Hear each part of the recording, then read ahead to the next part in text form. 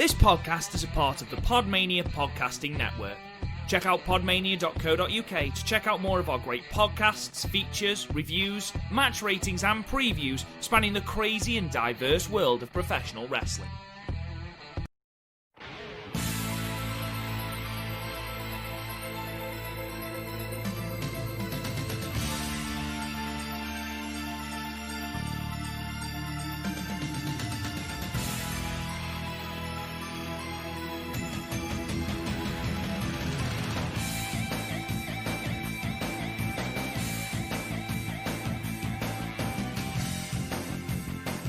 Guys, and welcome to another episode of the Young Lioncast, your fortnightly audio source for all things New Japan Pro Wrestling right here on the PodMania podcasting network. I'm your host, Rob Gooden, and I am joined as ever by the Young Lion himself, Chris O'Brien. How are you, Chris? Does that mean I can only throw a power slam? You can do that, and you can lock in one Boston Crabber match, but only one. Okay, and sometimes Suzuki slaps the shit out of me. I imagine you'd be quite alright with that. I mean, like... Just... Depends where he slaps me. Wow. Wow, Chris. Just wow. I literally don't know how to respond to that. Just the idea of Suzuki slapping you on the arse, just... Bloody hell. I mean, like, I somehow imagine that Suzuki's very vanilla in bed. Like, he gets all his weird stuff out in the ring. Like biting the ropes and shit like that. Yeah, like, and then in bed he's just like, okay, the missionary position, let's get over silver. We're only here for conception, that is all. In, out, done, good night. So, before we start, Chris, what is your tipple of choice for today? Water. Right. I feel like, Chris, we need just to have a little chat before we start this podcast, because the last couple that we've done, the main podcast, the Stardom cast, and indeed the Young Lion cast over the last few weeks, even months, you have been choosing water, or even worse, Poundland Coke. And I feel like as... Hang on the last main cast, I was drinking bourbon. I don't. But I wasn't part of that. I wasn't part of that podcast. You see? No, not the In Your House one. The Week in Wrestling. Were you? Yeah. I've never been prouder. I was just going to say, you need to drink more. I basically want you to turn up to tomorrow's recording for the main session, just absolutely fucking hammered, trolleyed.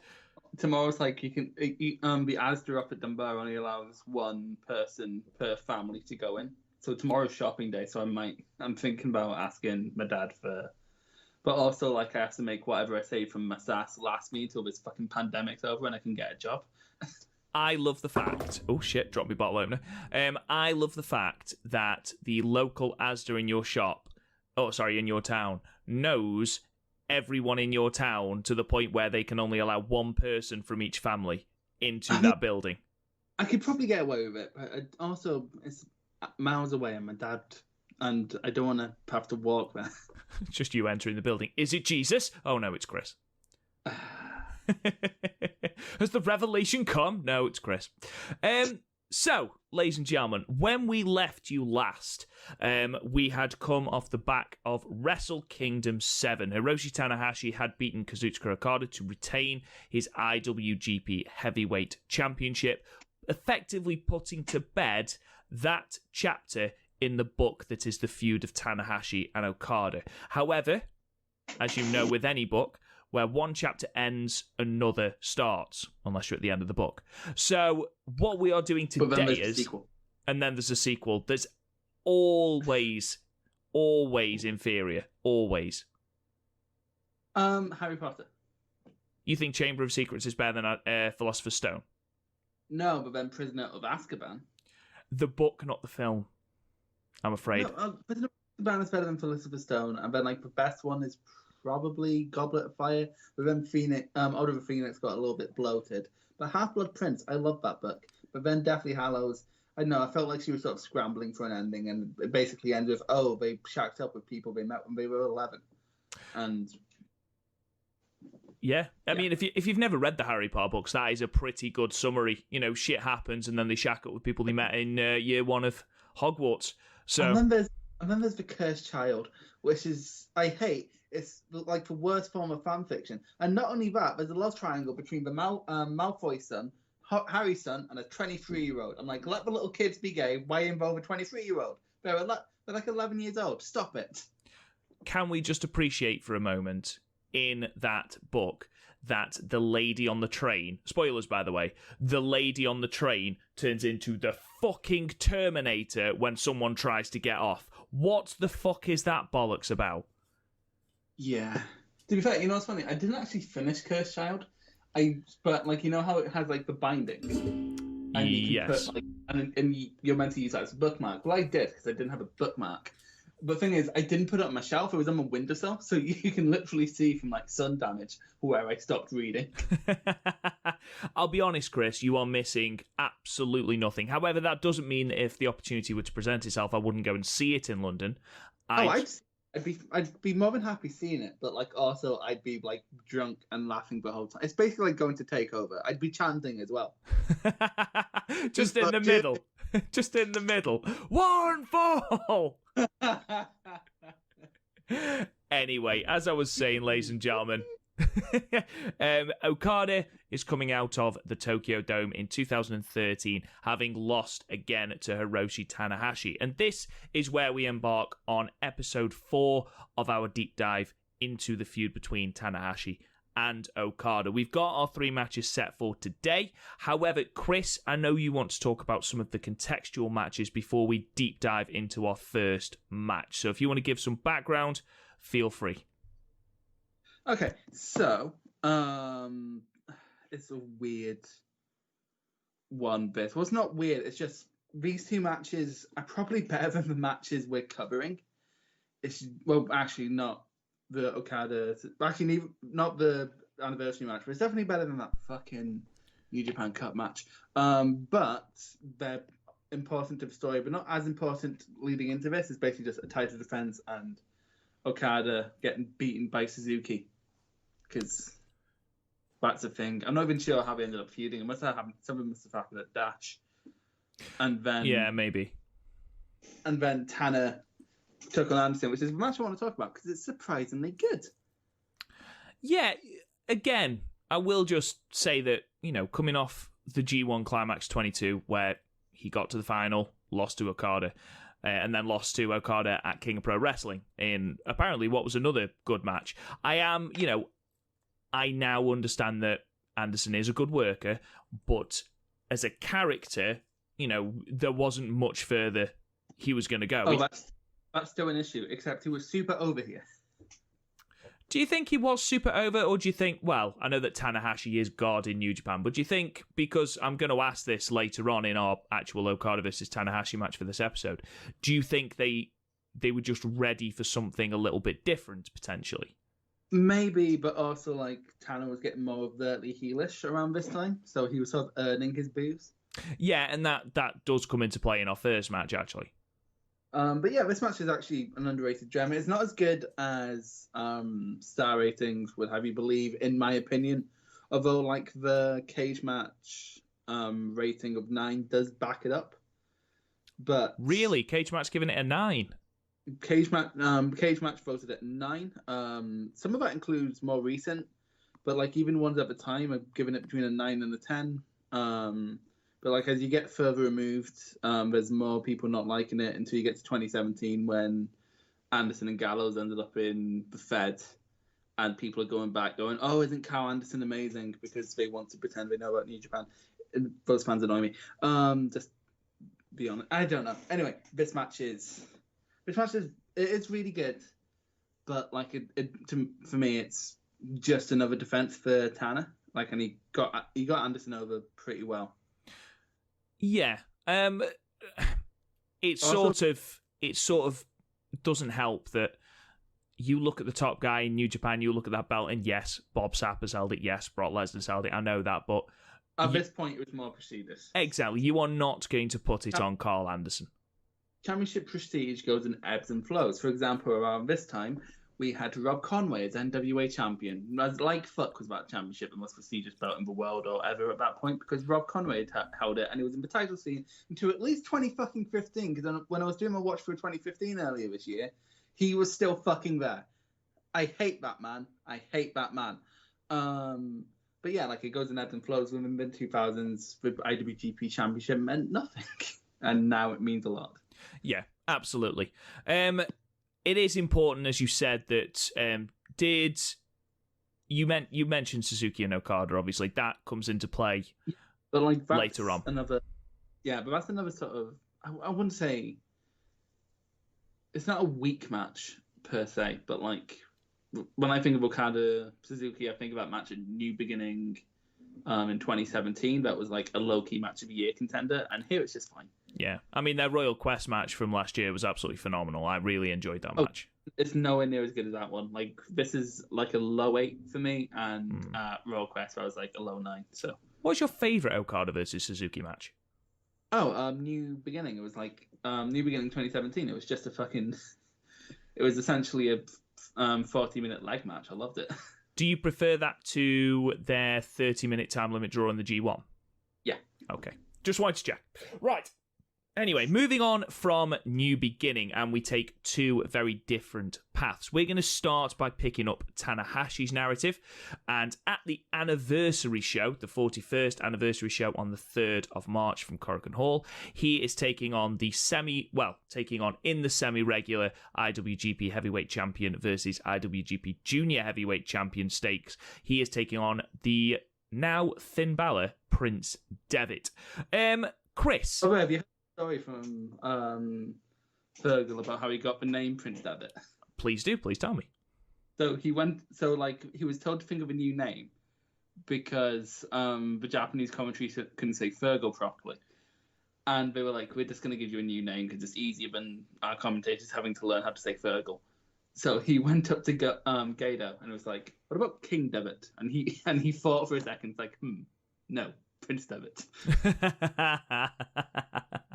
Brilliant. Which, that could either be a comment on how young Devitt was, or it could be an absolute dig. Yeah, because then absolutely. Ricochet comes in and it's King Ricochet. Balor's just like, dick. My fucking gimmick. No wonder he started Bullet Club. Anyway, spoilers. So, I know that you enjoy this, so do you want to just quickly, before we get onto this, do you want to talk about the undercard? Yeah, because the undercard's a bit weird. Again, it's just in a pre-Bullet Club world, some of these pairings are just bizarre. For example, Goto, Anderson, Taguchi, and Tamatonga. It's just weird seeing those four names together now, isn't it? Yeah, versus Super Strong Machine, Inui, I can't say properly, Inui, Yuji Nagata, and Captain New Japan. The most over man in New Japan Pro Wrestling. Yes, but also, we had Sho and Yo taking on Taki Watanabe, who is evil, and Hiromu Takahashi. I would legitimately pop if that was a match now. Yeah, but so that was announced. It's like, oh, cool. Evil's definitely going to pin one of Roppongi 3K, but cool. And then you have Time Splitters, who I miss every day. They turned up in NXT one time, and then we didn't continue using them, and it's like, why? You're not doing anything else with Kushida. And then taking on Liger and Tiger Mask, who I'm not a fan of as a team. They've been teaming for years and still haven't gelled. It was a weird one. I mean, they weren't inherently bad. It was just, I think you expected a little bit more fireworks from the team than we actually got. Yeah, I completely agree. There's Tenkoji with Nakanishi and Makabe taking on Izuka, who was in Chaos at the time, Yano, Yoshihashi, and Yujiro Takahashi. You know what I miss, Rob? If you say Takahashi's blonde hair, I'm going to hit you. No, Izuka's... No. No, you're Izuka-ran. I really miss him. Every young lion, you'd be there going, oh, he's so bad.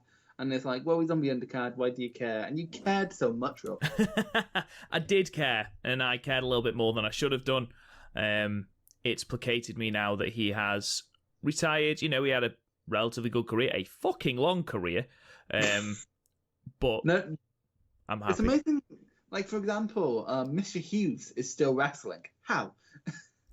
You say wrestling. He couldn't wrestle in 1994. Well, yeah. Like, the best thing you can be in wrestling is tall. You'll have a job for life. Look at the great Khali. Look at the great... Where's he work? No, he has his own promotion now, doesn't he? I don't know, does he? That's what I heard. He's doing, like, Wagner-style call-outs on his phone. Like, you can pay him, like, 15 quid and he'll do a call-out. So doing that for your birthday. Why don't you just do it for the podcast? Have, like, Simon Miller and this is the great Khali. Welcome to PodMania Pro. We should actually see how much that costs. Like, how much is a rupee to a pound? We're getting sidetracked.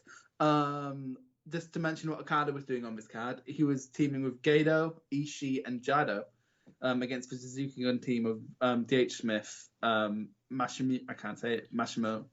Kengo Mashimo. Thank you. Taka Michinoku and Minoru Suzuki, which, according to the cage match, was a decent match. Nakamura took on Lance Archer. Sure. But I guess it's because like New Japan naturally likes having factions warring, and because Tanahashi doesn't have a faction, this is what Chaos was doing while we were waiting for the next Okada match. And then Tana versus Devitt, which is what we're talking about now. What did you think of this match? This was where obviously I didn't see the New Beginning matches till after I'd seen this match. This was the first of the run that I watched, and it was here that I noticed that Tanahashi had not transitioned full heel. He never turns full heel, but there was an arrogance and a swagger to him in this match. And at no point, even I think during Devitt's period of being on top, I don't think there was any point where Tanahashi legitimately thought that he was in trouble against Devitt. And it's a shame because Devitt here produced some really good work. Those opening exchanges were glass smooth. I mean, these two could have put on, a 5-star classic if they were given the stakes. I think it suffered a little bit from, as I mentioned, not having those stakes, but it was still a really, really good match. Tanahashi made Devitt look great. Devitt was put over big during this match. Incredibly over with the Korakuen crowd, Devitt, which, I think helped when his inevitable heel turn came and he formed the Bullet Club. As a junior, he consistently put on, matches of the night on the undercard. So, Well, look at his match at Wrestle Kingdom 7. Yeah, that was great. Also, there was an Apollo 55 match against Golden Lovers, which, of course, was amazing. Actually, I'd say that, but Penny Omega was kind of shit before 2016. And then was kind of shit after 2019. He's not shit. He's just in the wrong position on the card, in my opinion. I don't think he's shit. You can't call him shit. You look at the match that he and Hangman Page had against Pentagon and Phoenix. You look at his Iron Man match against Pac, the match between him and Hangman against the Bucks. He's had great matches. He's just not in a pronounced enough position, in my opinion. He's essentially getting Hangman over. Yeah, and to be fair, why not? If a little bit of star power rubs off, great. And it has done. I mean, Hangman Page is fucking well over. Yeah, it's rubbed off all over his face. Ew. Why do you think he drinks? But yeah, this match was great. Both men had a strategy going into this one, like Devitt going for just drop kicks aplenty. Yeah, so many drop kicks. That was something I did want to talk about in a minute, actually. His drop kicks is essentially what the lariat is to Ishii. Just constant drop kicks. Too bad. You said an absolute dick in this. My biggest thing was him just posing when we got tangled up in the ropes. But also, Devitt did play guitar on Tanahashi daps. He did, which was amazing during the abdominal stretch. It was beautiful, absolutely beautiful. Honest, we'll definitely get into this, but heel Devitt is so much better than face Devitt. He said it, Devitt's not quite looking himself in this match. You know him. I'm pretty sure both of our first exposure to him was when he became Balor in NXT. But when he's not wearing black, I don't really want to. We've talked before, and we've used the phrase quite a lot of "why meet babyface," and Oh, so white. Yeah. For whitest. Balor was, well, let's stop calling him Balor. Devitt was great in the ring, and from a purely in-ring standpoint, this match is great. I mean, Meltzer gave it 4.25 stars. It's a great match. It's a really, really interesting watch. Please go and check it out. The 41st anniversary show.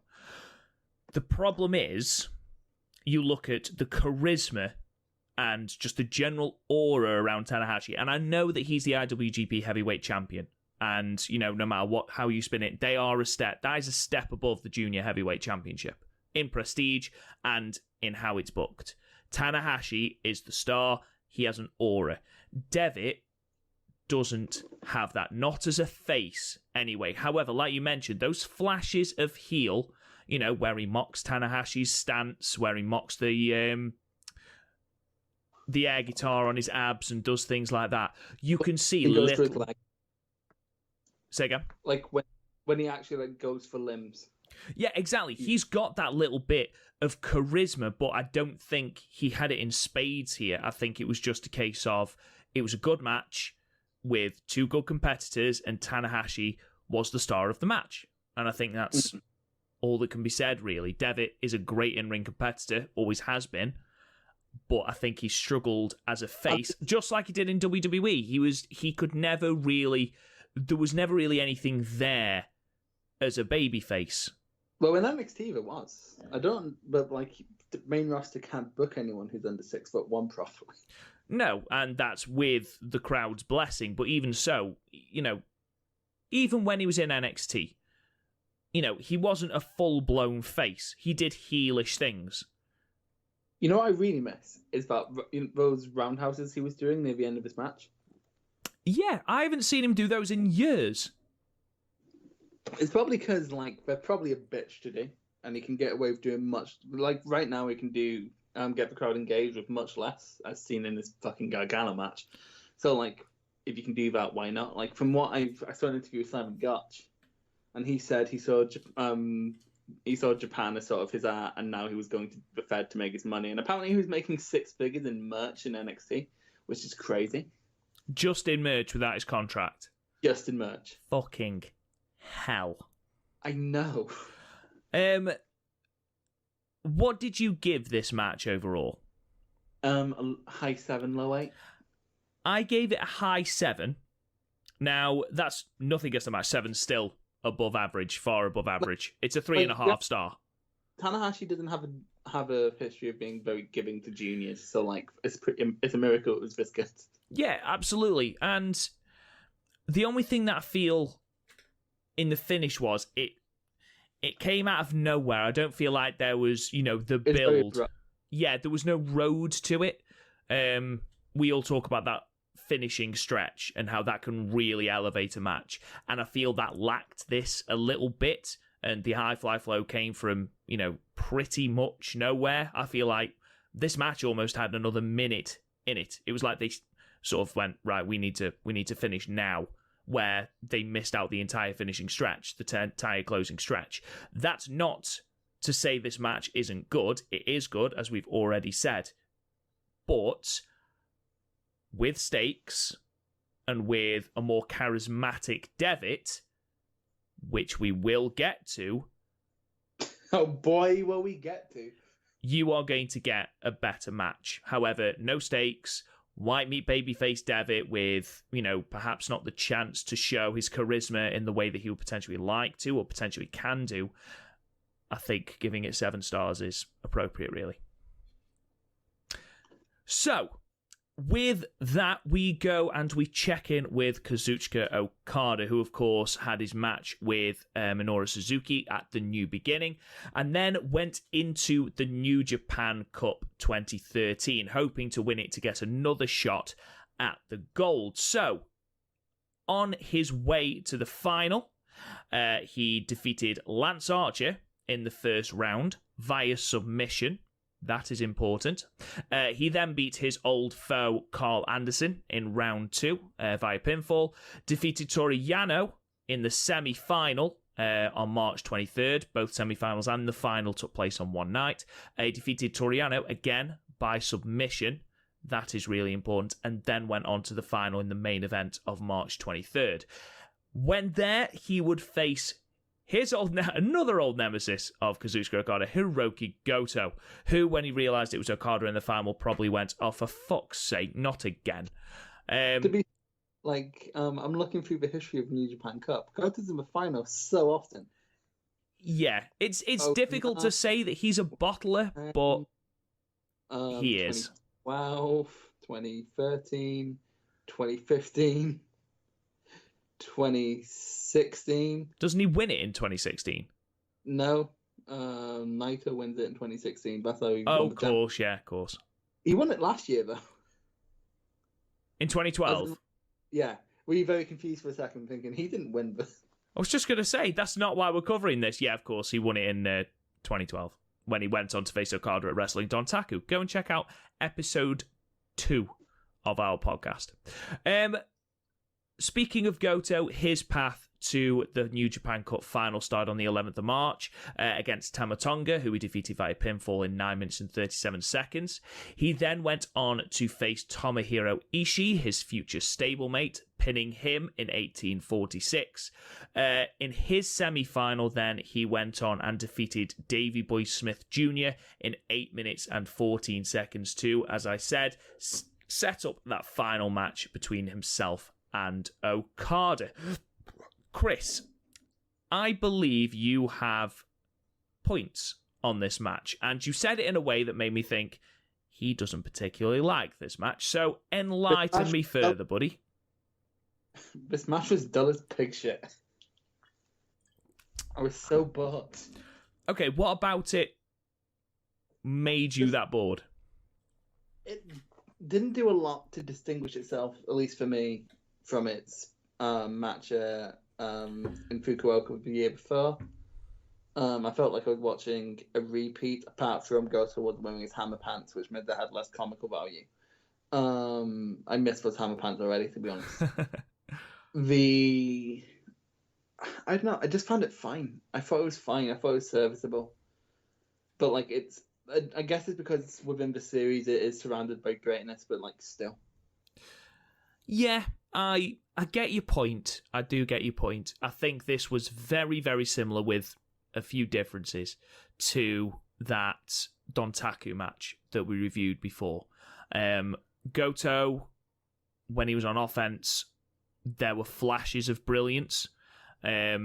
Whereas I feel the whole point of not only the cup, aside from, getting Okada to another Tanahashi match, I feel like one of the big points of this cup was to sort of establish Okada's submission as a legitimate finisher. So obviously he beat Lance Archer with the red ink and Toru Yano with the red ink.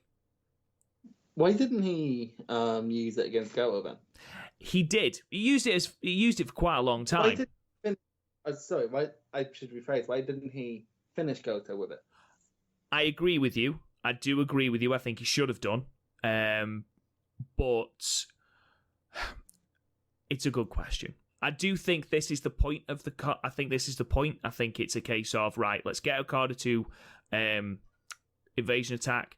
Let's establish something else. Because again, in that first chapter, we had, the Rainmaker shock and then Okada targeting the neck and Tanahashi targeting the knee. You need something new, or a new hook. So let's try and establish that finisher, because he did try it against Naito in the anniversary match from the previous year. He didn't try it against Goto, sort of tried it against Tanahashi at the Dome, but I feel here in this cup was where it was properly established. And then dropped very quickly thereafter. With very, very, very good reason. There's obviously the red ink is something completely different to the submission move he was attempting before, which was absolutely atrocious. It looked extremely convoluted and just looked like a real ball ache to get into. This is basically an STF. Yeah, and that's fine, but also like nothing in Okada's moveset necessarily builds towards a submission like that. Well, you say that his offense is all neck based. Yeah, I guess, but like for me, when I think the STF, I think it's at least partly leg submission. Could you hook the leg?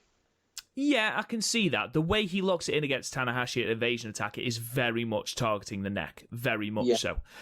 I guess, but also, like, I don't know, Okada just doesn't strike me as a submission wrestler. No, not at all. And that's because the more we've sort of gone on to Okada's reign and the more we could become accustomed to Okada as we head into 2020, we don't see him using that submission game at all.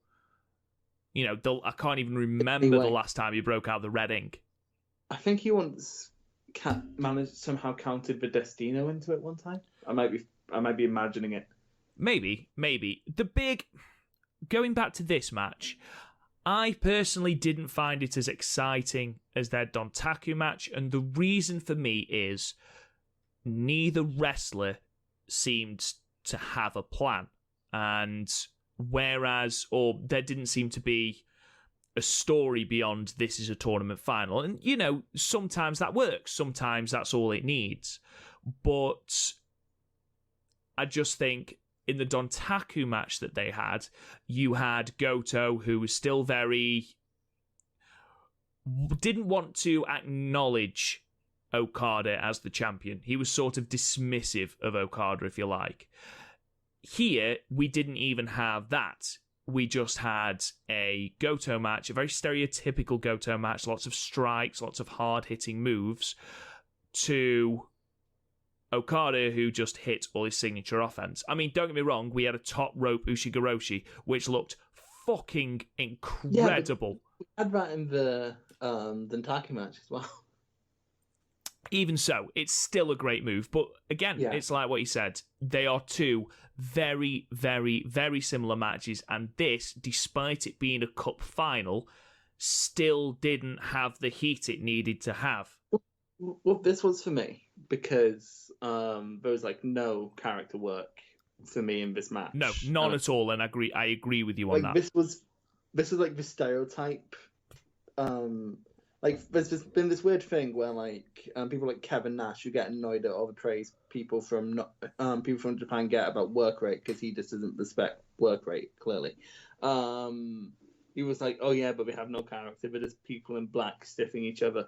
And like, well, sometimes that is definitely grounded in reality. See any Ishii match.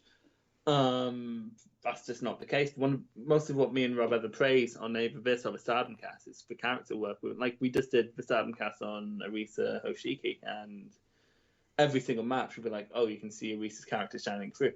There was no character here, and like that sort of. No, I'm not into that. I'm not into matches like this unless it's like in like the Never division where it's like, okay, that's definitely what you're gonna get. But like a cup final where this dude's fighting for about one last chance to prove himself against the Ace, I expect more character work. I agree. I do agree. And getting back to what you said about the Stardom cast, we praised Arisa for the development she showed throughout the run of matches we looked at. Whereas against opponents, whereas whenever Okada seemingly is given someone who isn't Tanahashi, at this stage he kind of can't deliver. Like the only non-Tanahashi person he's properly delivered against was Naito, and he kind of delivered against Anderson, but he also laid an egg with Suzuki, who went on to have a 5-star classic with Tana, and then just again when you remove from Tana, it's just far less interesting. I agree, and you know, the lack of heat bothered me because when heated, Goto is one of the best in that company. You know, you look at his matches, look at Wrestle Kingdoms. He doesn't put on bad Wrestle Kingdom matches because they've lit a fire under him. Here, there doesn't seem to be that fire. He's hitting the moves. He's hitting the strong moves. He's hitting them quite stiffly, but it doesn't connect. It doesn't resonate. Okada, what you've got to remember is, yes, I understand that he is winning the New Japan Cup. He's already a one-time IWGP Heavyweight Champion. I understand that completely. He is still only a year into his reign. And I know that's not an excuse because I know you're going to bring up Jay White, so don't. How did you know? Because I knew you were going to say, yeah, well, Jay White had a great G1. Not against everyone. Not against everyone, because I've just rewatched that G1, and I'm sorry, there are some absolute fucking clangers in there. So, like, have you seen the A block in the G1? It doesn't matter. There are some fucking clangers in there, and some of them are Jay White's fault. Yeah, I agree, but also we had an interesting matches with Finlay and Hangman, and like 2018 Hangman just was shit. Because there was a story. There's a story with Finlay. There's a story with... They've had a match that Goto was previously penciled in to be Tanahashi's placement, and Okada's a young gun who's set to take that rip that place away from him. There is a story here. Is that referenced though? Is that referenced throughout this? Have we had that referenced? That's my issue. It should be. Yeah, absolutely. But is that Goto's fault? Is that Okada's fault? Kinda, yeah. They can weave that within their match. Even just like one little moment of like Goto looking at it and like, I'm sick of this uppity youngster coming from my spot. You can portray that without saying anything. Uppity? Like this uppity, yeah. Oh, this uppity young scallywag. Rapscallion. Anyway, the fucking cricket club's calling me posh. I live in a council estate. This was given 4 stars by Meltzer. I think that's high, to be honest. I think it's a high 6, low 7 for me. This is a high 5 plus 6 for me. But like the one thing I have to hang on to is the Oshigoroshi off the top, and like again, you build up the submission. We didn't even use the submission as a finish. It's just it's not. I'm not into this. I don't fuck with this at all. It's like, not one that I would go back and watch. No, I'll give you that. If it wasn't for Yoshihashi and the Yoshihashi match of Wrestle Kingdom 6, this would be the worst match in this series. And it wouldn't even be close. No, looking back on the matches, no, I'll give you that. So, 23 minutes and 52 seconds. I think we should give it a 6. It can be a middle 6 then, can't it? If you've given it a high 5, low 6, I've given it a high 6, low 7. Fine. Averages out at about a middle 6. So, Okada wins the New Japan Cup, calls out Hiroshi Tanahashi, or to be more exact, Goto calls out Hiroshi Tanahashi. They square off. We didn't let Okada talk because he wasn't a good talker yet. No. So they square off, and the match is set for Invasion Attack on the 7th of April. Of course, this has now been replaced by Sakura Genesis. Yeah, the reason, can I please talk about that? Because the reason it was called Invasion Attack is because you'd have champions from outside of New Japan come in. Like we have the CML tag team titles defended on here, and then the NWA belt, and then you had a couple outsiders up and down the card, which I think it gives it a unique flavor because like Sakura Genesis at times, we didn't even have it last year, did we? And like at times it can just feel like, oh, that's where the guy who wins the cup fights for the championship. Yeah, we haven't had that in. I mean, we haven't had that since ZSJ versus Okada. I was just going to say, if they had a Rev Pro title defense on that card. No, I don't think so. Maybe. I thought it was called Invasion Attack because originally it was in America. No, but the only American shows I can think... I might be wrong, but the only American shows I can think of before this were the... 2011 ones. Yeah, the one where Charlie Haas fought for the IWGP Championship. Was that not the first Invasion Attack, though? Hold on, let me look up 2011 Invasion Attack. Okay. 2011 Invasion Attack. I really hope I don't get like Breitbart articles coming up. Nope, I got the 2011 military intervention in Libya. Fantastic. This is the high quality content you tune in for, guys. No, it was called the Invasion of Foot. It was called the Invasion Tour Attack on East Coast. So was that the first one? I guess so. Yeah. So I imagine it's a mixture of both, then. Yeah, but I think that's what we changed it to because we didn't have another one outside of. But yeah, I do miss that kind of flavor because again, it just becomes like another King of Pro Wrestling at that point, which is fine. But yeah, I understand that. I like to have a flavor, like, but I don't mean that translates to having like one gimmick. I'm looking at you, Hell in a Cell, but like for example, Dominion has its own like mini Wrestle Kingdom vibe. King of Pro Wrestling feels like, oh, this is the last stop on the way to Wrestle Kingdom. Fantasticamania is shit. World Tag League is the absolute pits. Why did you watch it all last year? I don't get you. I didn't watch all of it. Oh no, you jumped ship and watched the All Japan one, didn't you? Yeah, I did, yes. Yeah, Which was great. Go and check it out. Yeah, we should. Can we just do that for Tag League this year? We'll see. So, anyway, Chris. Bob's on this card, by the way. Go on, then. Okay, so the opening match is actually pretty good. I've seen it before. It's Time Splitters versus Apollo 55 because I went on a Time Splitters binge like a few months ago. Rob can vouch that I fall down weird wrestling rabbit holes sometimes. Then it was an 8-man tag match, and I want to see this because you know how I'm morbidly curious and want to see the world burn. Oh God, I've just seen what it is. Akibono, amazing. Hiroshi Tenzan, Manabu Nakanishi, and Super Strong Machine. You know, the Mobile 4. Taking on Takushi Izuka, Tomohiro Ishii, Yoshihashi, and Bob Sapp.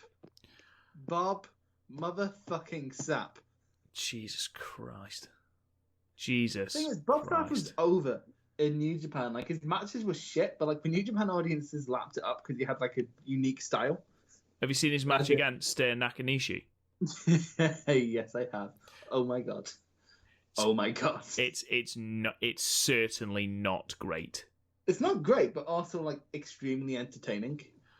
For all the wrong reasons, of course. All the wrong reasons, yeah. But I'll take a like entertainingly bad. I would take that over, say, Finn Jeeks versus Guerrillas of Destiny in Atlanta earlier this year, which is literally the worst New Japan title match I've ever seen because I hated it. It was the most dull thing I've ever watched. Anyway, El Terrible, which is an amazing name, it translates to The Terrible, and Tamatonga taking on La Mascara and Valente. La Mascara, is that Sin Cara? No, that's not Sin Cara. I'm thinking of a different gimmick. The Complete Players, which what a name, of Masato Tanaka and Yujiro Takahashi took on Great Bash Shield of Homna and Makabe. And I didn't know Homna and Makabe were teaming at this point. I thought they were teaming like a year after this. Must have got it wrong. Suzuki, by the looks of things, destroyed Yano, which at the end of the day isn't that what life's about. Goto and Nagata took on Last of 7 of Shibata and Sakuraba. Rob Conway, fuck off, took on Kojima. Nakamura took on Davey Boy, and then we have Okada and Tana. So, as Chris has said, the main event is set IWGP Heavyweight Championship match 4.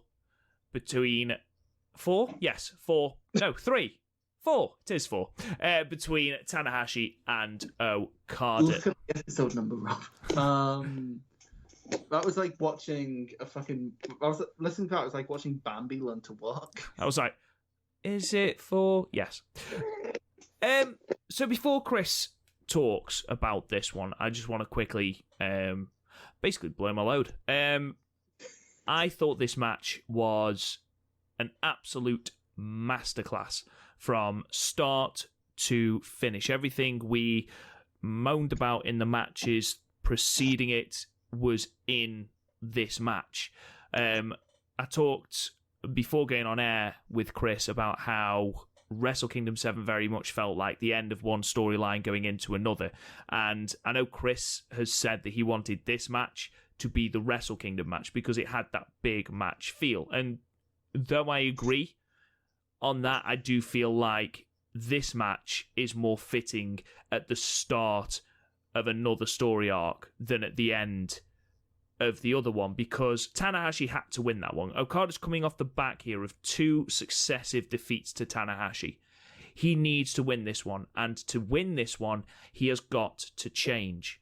So in this match, we aren't just getting Okada targeting the neck and Tanahashi targeting the knee. We have got a match rife with adaptations, with different things, with targeting limbs and selling of limbs that is second to none. I said in the previous match that Okada had only been in the company back from his Young Lion excursion for 18 months at this point, not even. And the man sold like no other person I've ever seen. Just little subtle things like swapping over his elbow pad because he needed the support to go up and do an elbow drop.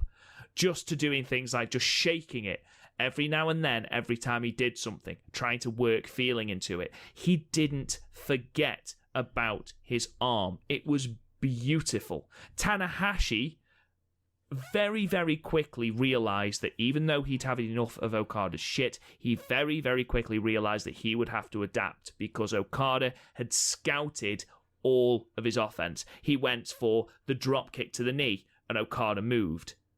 He went for the sling blade early on. Okada moved. Okada was reversing everything, and Tanahashi very, very quickly had to adapt. And boy, howdy did he adapt. Fucking hell. I mean, the inverted dragon screw leg whips that he does on the knees look like they absolutely wreck. But the fact that Tanahashi was adapting them and hitting them on the arms of Okada and watching this man physically writhe in agony was absolutely incredible. And literally one of the best parts of this match was Tanahashi grabbing Okada's arm, punching the top of it and uppercutting the bottom of it, just weakening this arm, both to make sure that he couldn't hit the Rainmaker and secondly to give himself some breathing room because he knew he had to do something different. What a match, Chris. So in the last couple, it's been a case of Okada can out-muscle Tanahashi and out-wrestle him, but Tanahashi just way smarter. And like this match, they sort of became an equal pairing because Okada was like, you know what, maybe I probably shouldn't keep leaving my leg open to be attacked. Like maybe like there was a natural progression. Like when people talk about like progression in a feud, they always seem to revolve it around kicking out of finishes. When like here, there was such an obvious evolution between like and such an obvious change in dichotomy in both men. Like again, like Tanahashi is in many ways like their first match where Tanahashi, where Okada surprised Tanahashi with how clever he can be, and Tanahashi didn't know how to respond, and that's what ended up. And like as you saw at the end of this match, like Tanahashi loses to Okada when he gets desperate, and at the end of this match, Tanahashi was getting desperate. Like that ending sequence was desperation city for both men. But like, okay, what if I hit my big move right now? I will win. It's been backfiring. Yeah. And just, this is my favourite of the series so far. Is it my favourite of the series? I don't want to spoil that. But also, I will say the next two matches are incredible. Well, actually, no, the next two matches after the match. Episode 6 and 7. Actually, we're discussing episode 7. It's all a bit weird right now. But yeah, this is just so good. And like I can't say anything but you didn't say. It's just perfect. Like it stands in like that bubble where I'm actually trying to think if I'd think it was perfect if it was my first one. Like I'm sure I'd have given it a 10, but like a 10 doesn't always mean perfect. No, I understand that. It's a match that sort of blows your socks off, and it will have things that, are wrong with it, absolutely. But here, for me, it's as damn near a perfect match as you're going to get.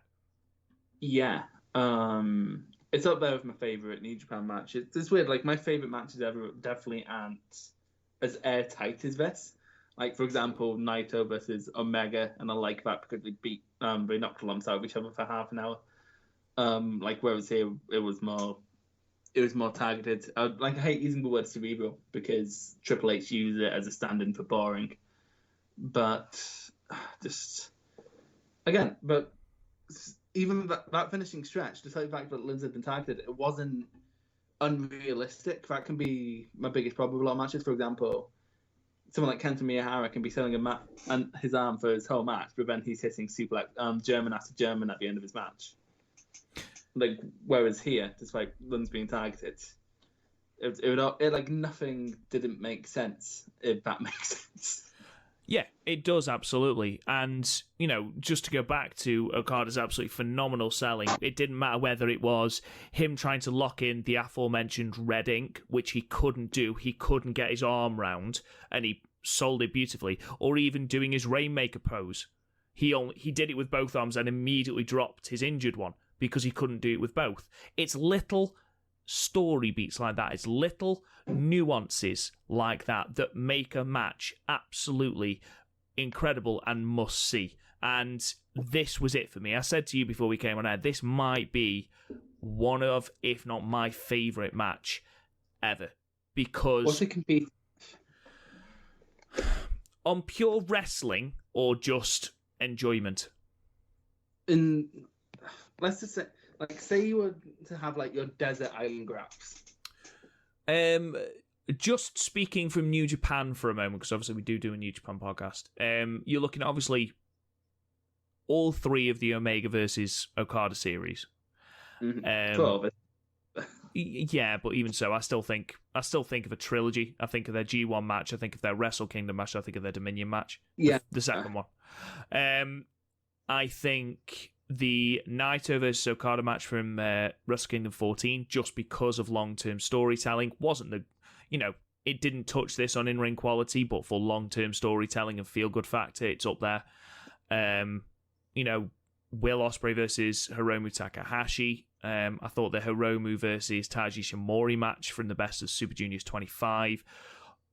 But I just think from limb selling, which is, even Goto versus Suzuki from Wrestle Kingdom 12, which is one of my favourite matches ever.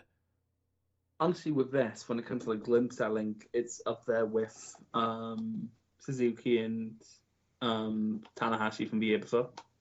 Yeah, absolutely. I agree wholeheartedly. I think because it worked into the finish, Okada hits the Rainmaker. No one has ever kicked out of the Rainmaker at this point. He hits the Rainmaker, but cannot get to Tanahashi in time because his arm is too injured, and by the time he gets there, he kicks out. It's perfect. It really is perfect. Now, because Tanahashi hasn't spent the time working the knees, as he has done in all the other matches, when he goes for the high fly flow and Okada puts the knees up, in every other match, because Tanahashi's worked the knees, Okada's in agony from putting the knees up. Because Tanahashi has had to change, because Okada's scouted all of his offense, he puts the knees up, he doesn't end up in that ridiculous amount of pain that he was in before. Therefore, he's able to get up quicker and he's able to capitalize quicker. But also, it's Tanahashi is so very clearly thrown off his game. Yeah, absolutely. Actually, I'm glad you mentioned that about being thrown off your game. There's one point really, really, really early in the match when Okada attempts some manner of submission move. I don't know the name of it.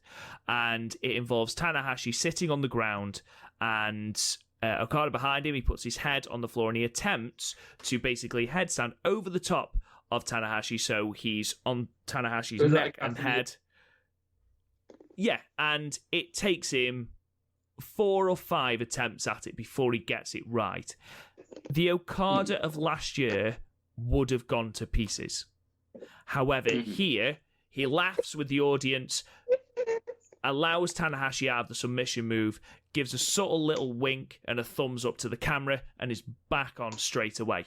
And that is the progress and the evolution of Okada from Wrestle Kingdom 6 to where we are now at Invasion Attack 2013.